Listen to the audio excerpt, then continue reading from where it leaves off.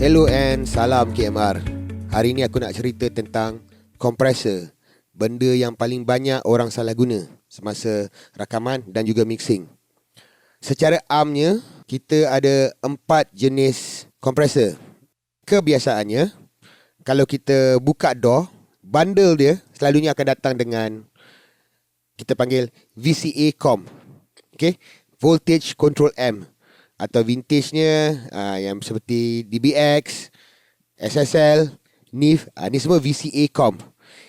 Kenapa? Apa maksud voltage control amp? Apa saja arus yang melalui kompresor ni, dia akan kompres. Selalunya dia ni fast comp, dia laju. Lepas tu dia punya ni tu adalah ni, kat mana tahap kompresor bermula, sensitivity dia ni. Dia selalunya hard ni, dia keras, dia tak soft. Macam ni dia agak soft ni. Ni kita boleh control ni dekat sini. Tu. Ini adalah VCA. Dia ni sesuai untuk benda-benda yang bertransient tinggi. Contohnya macam snare, percussion ataupun vokal yang banyak spike. Dia ni sesuai. Macam ni kita nak control peak ni saja. Tapi dia tak sesuai untuk meratakan. Dia hanya control peak yang terkeluar-terkeluar ni saja. Tak berapa bagusnya benda ni.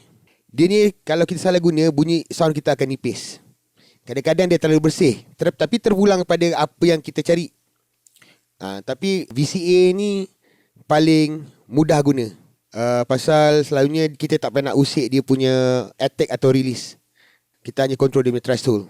Nombor 2 yang paling popular adalah kita panggil dia Optocom. Okey, apa dia Optocom? Optocom ni selalunya bersangkutan dengan LA2A, LA3A, Universal Audio punya kompresor. Dia ni kompresor dia menggunakan bulb.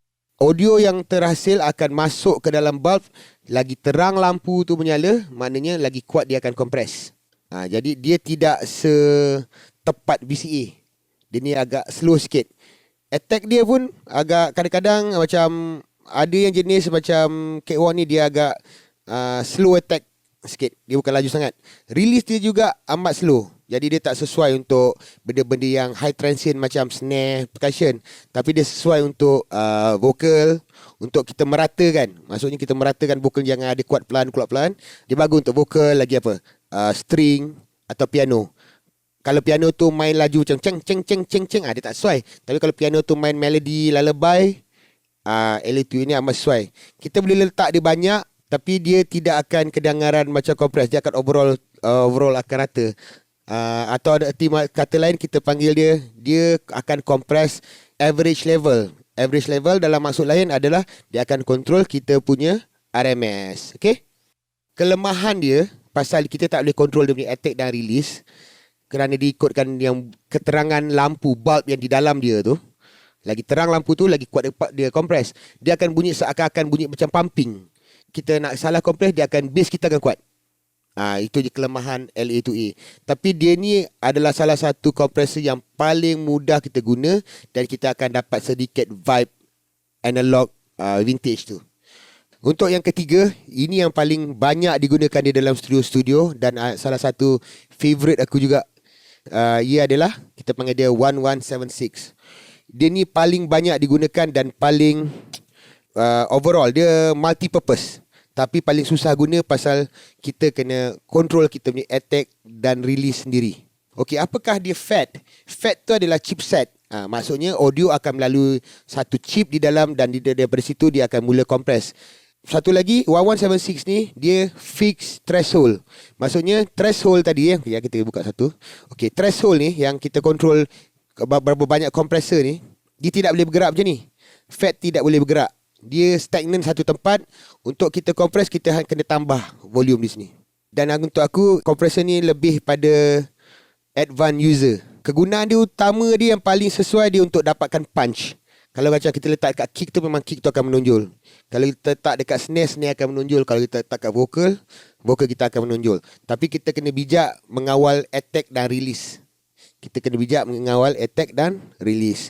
Kalau salah kita buat tu, bunyinya akan salah. Contohnya dalam satu perkataan macam ni kan, masih kalau kita salah buat, kita akan kompres ma je, si kita tak kompres. Ataupun kita hanya kompres si, ma kita tak kompres. Benda ni adalah crucial. Satu lagi, 1176 ni bukan untuk orang yang nakkan bunyi sama. Macam mana pun kalau kita letak aje Y176 ni, sound kita akan berubah serta-merta. Dia lebih pada orang kata untuk coloration. Dia bukannya transparent macam VCA ataupun macam Octocom. Yang terakhir, yang ini jarang sekali pakai dan dia ni kira salah satu kompresor yang tertua. Asal dia, nama dia adalah Fairchild. Tapi Quickchild ni, dia bekerjasama dengan Wavers, dia keluarkan Quickchild ni. Ini adalah kopi kepada Fairchild. Fairchild ni adalah keluaran belah-belah Soviet Union, Rusia. Dan kompresor ini adalah kompresor yang paling slow sekali. Dia punya attack dan slow sekali release. Dia, atau nama lain orang panggil dia TubeCom. Dia menggunakan tube. Jadi audio kita akan melalui tube dan daripada tube dia akan proses dan dia akan mengeluarkan coloration. Dia bukan untuk kompresor untuk dapatkan dramatik. Maksudnya kalau wave kita tinggi rendah kita letak dia, memang tak jadi apa function. Dia akan rata je. Dia tidak ada manis, tak ada apa. Dia biasa. Tapi kita menang dapat bunyi warm lah kalau kita boleh control. Dia sesuai lah untuk benda-benda yang vokal yang panjang, lembut. Mungkin untuk verse ataupun string line yang single violin yang tanpa ada berlaku note yang cek selagi dia long notes. Memang Fairchild ni amat sesuai. Tak berapa bagus dia ni. Kalau kita terlebih guna, dia akan makan kita punya bass. Satu lagi, dia akan makan kita punya sustain note. Pasal bila dia jumpa transient, kompresor ni Fairchild ni, bila dia jumpa transient, dia akan terus potong transient ni sampai ke ujung.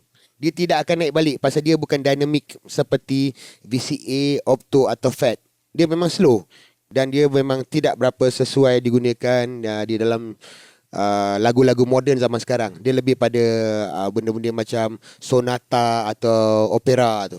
Harap kawan-kawan dapat mengenalkan beberapa jenis kompresor yang saya sebut tadi tu.